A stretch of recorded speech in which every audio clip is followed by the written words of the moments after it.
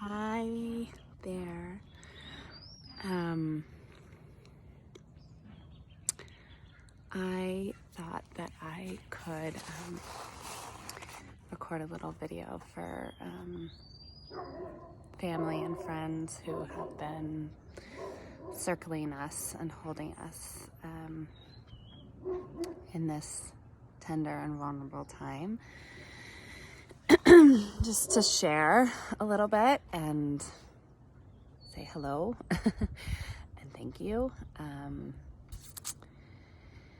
And yeah, kind of update.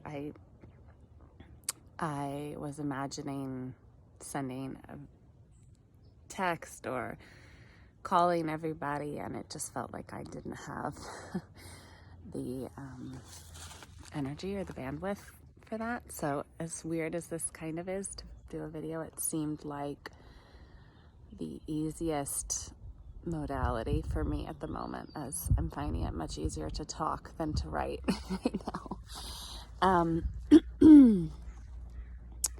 So I think most of you know, but if any of you don't, who this somehow lands in your lap, I am almost 19 weeks pregnant with a little boy, and we called him in very intentionally, very consciously, and we were lucky to get pregnant right away.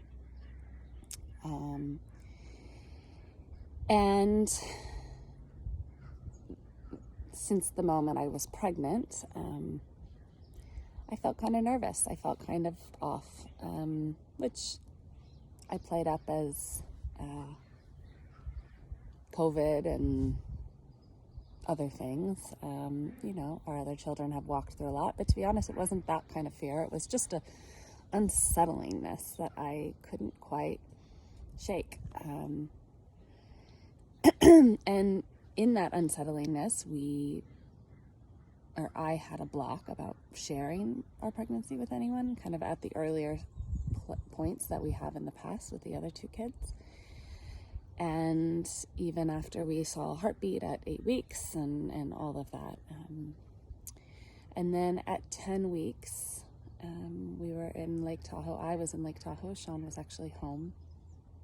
We got the pretty devastating news that our first round of genetic screening had come back and baby boy was testing positive for trisomy 18. And so at that point, I just feel like I want to tell this whole story, so here I am. At that point, it was only a screening, although they're known to be very accurate, so we needed to kind of move forward with more diagnostic testing, which is what we did. We tried to do an early CVS test, which was a diagnostic test, which they were unable to do because of the way that my uterus and my bowels were. It was unsafe actually for me to do that procedure. So they said, hold off a week, come back in a week. So we did that. And we came back in a week, and it was still the same thing. My bowels were in the way of being able to do that procedure. And at that point, I think I was almost 14 weeks at that point, I think. And so the recommendation was to wait and do an amniotesis, which is the big dog of the test. And, there was some cases where the CVS could come back inconclusive. So in that case, we would probably wait for the amnio anyways. And all of this was recommended before we made any decisions, such as termination or anything. They said, you wouldn't want to make that decision on the screening. So at that point, we kind of had it. So we said, yeah, let's just wait. It was another 2.5 weeks, I think, from that point to do the amnio. And so we went in for the amnio, and that day was probably the day that the hope really kind of left. He was presenting with some small abnormalities that were indicative of trisomy 18 on ultrasound. All the other ultrasounds up to that point had been normal. And so that was devastating.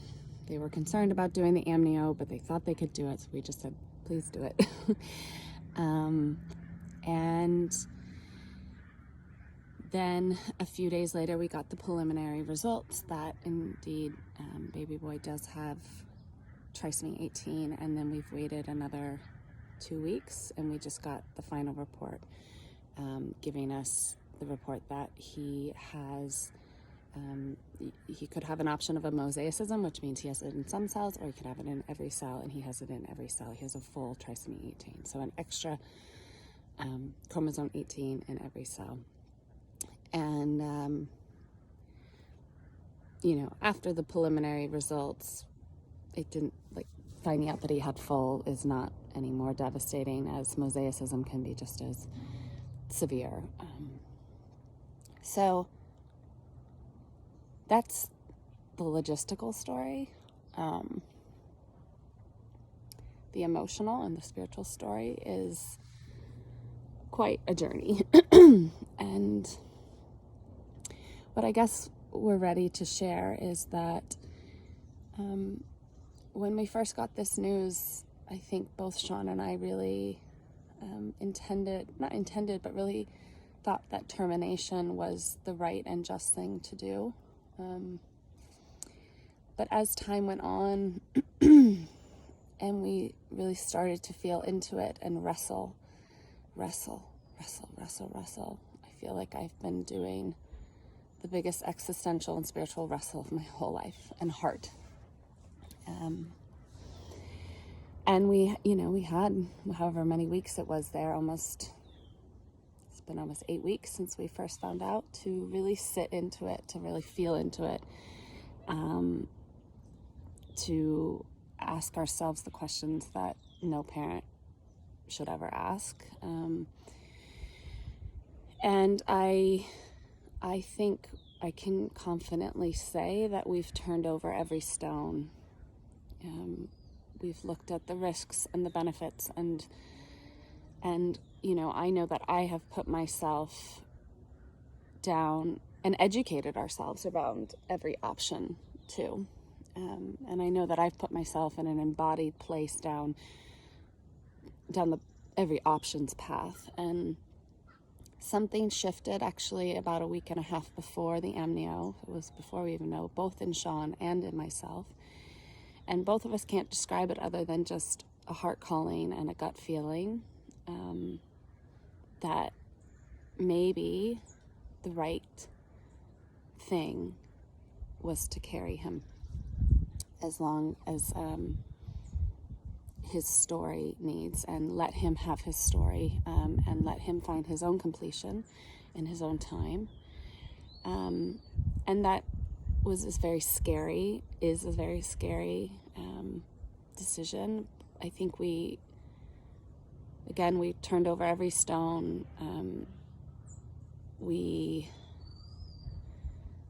And what we really realized is that there was no easy way out of this. Truly, no non-painful way. Any road that we were going to take was going to be really challenging, both in the actual journey and in the grief journey after. And so when we got clear, and that ultimately we are going to lose a child. And so when we started to really sink into that and accept that, and be with that, it started to, our hearts started to kind of call us to the path of what will give us most peace. What will give us most peace in the short term and in the long term. And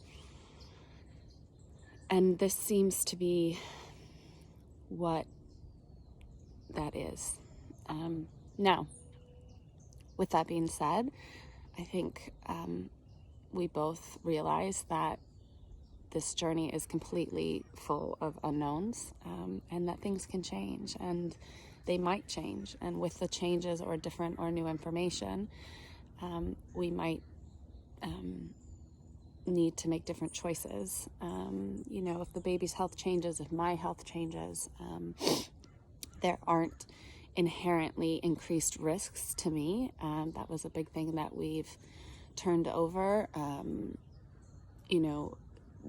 other than the risk that any woman would have carrying a pregnancy. The other big things that came into play were our current children and their exposure and impact from losing a sibling and kind of walking that journey alongside of us. And ultimately, we also know that what is best for us and what will give us most peace in our heart will also be best for our children. And so that feels like the guiding light, and we trust that that we will be able to support them and they will be able to support us, which they're already doing. And then, the other piece, which has been the hardest for me, is would we have another child? And the potential loss of the dream of a healthy baby, a child that I would see grow. And the only thing I can come back to is handing that one over and trusting that with time that will become clear, and regardless,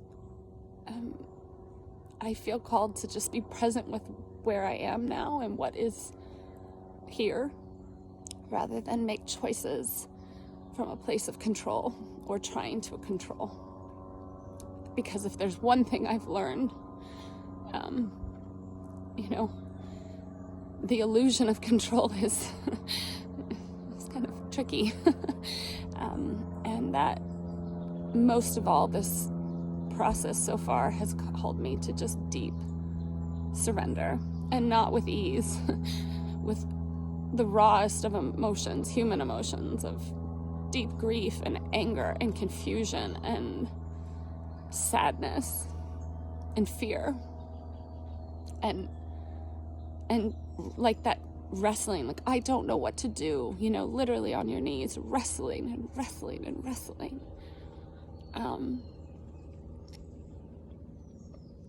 So this is getting kind of long, but I just wanted to share with you where we are. That is our intention. And I think we are doing well, given everything. I'm really proud of Sean and I.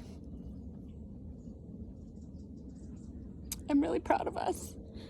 I think did not put our heads in the sand, or we're not.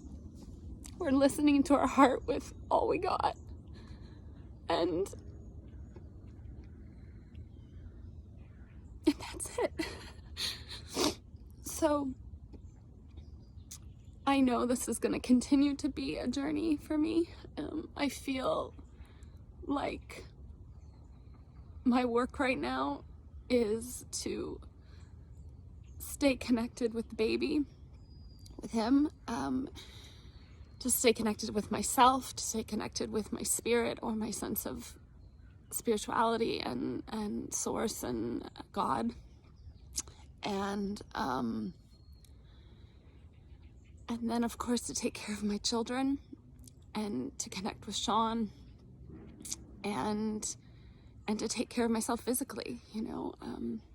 Grief is exhausting. This process is exhausting. I have been exhausted that I never have felt before. And we've been through a lot. So, kind of the balancing of that care is all consuming, with a little work on the side, just for a sense of normalcy, I guess. But we are finding our way, and I feel like this is just I feel like I'm straddling such a human and spiritual experience, just in the depths of the rawness of what it is to be human, and then also what it is to be divinely connected to what is more than us. And I think this baby is helping me to navigate that. And I guess before I end, like, just to tell you a little bit about this little guy inside of me who's very sweet, who, as crazy as it sounds, has been tapping on my shoulder for years, since like Anya was 6 months old, saying, "Mom, come on, I'm coming. Let's figure this whole, like, how do you be a mom of 3 kids?" And I did a lot of work around surrendering myself and trusting, and you know, I experienced him as this just gorgeous blue, royal, bright blue energy, and very present, very ethereal in some way, strangely somewhat unattached, but determined. And you know, I don't know how long he'll be with us. There are no guarantees. He could go at any moment in the womb, and you know, if he is born, we don't know. As we walk this, the next stages would be to navigate what kind of care we will choose for him, and some of that is a learning curve right now, and we feel grateful that we have actually a really, really good team coming together around us, with a lot of people who've cared for the other kids. You know, we're leaning towards a comfort care, palliative and hospice care route, but again, anything could change. And you know, I think really our goal is to show up for him as his parent, and ultimately, you know, that had a lot to do with this decision too. Is just, it felt most natural to us as parents, to give him reverence, to trust him and trust this experience, and know that there's something for us all in it, as painful and hard as it is. And I will also say that this is where we are in this moment with this child, that we could have made very different choices given the timing, given the future. You know, it's not a place of shying away or not believing in the other option. It just is, you know, actually at some level I wanted to choose that option. My heart was leading me away. So anyways, this is getting really long.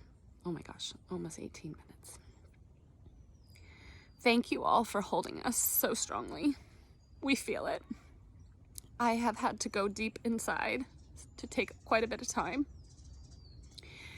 But knowing that there's a circle of people who love us, who trust us, and who love our baby is huge. So thank you. Thank you. So many people have reached out, like, what can we do? I will let you know. I promise to let you know. But honestly, just holding the circle for us, trust, seeing us in our strength, holding the vision that baby boy, you know, finds his journey on his, you know, in right timing, and that we have the courage to support him in that, and support our other children as well. We did share with them that they have a baby brother, Kieran, and that baby brother has a special sickness, and you know, that he likely will not live long, and we don't know when he's gonna go to heaven. And Kieran really got it. He had wild questions and very, very in tuned and beautiful things. So many. I could tell you so many stories, but we'll be here all day. And Anya understood it less, but just the joy of a baby brother, and just giving them that opportunity to connect with him and forge their own little relationship felt important, even though it's scary. So that's all I have. Thank you again. please feel free to reach out, you know, text, call. If I can't get back to you, just know I will. And thank you for receiving this video and taking the time to watch it, as I know it's gotten long. Sending so much love, and I'll be in touch soon.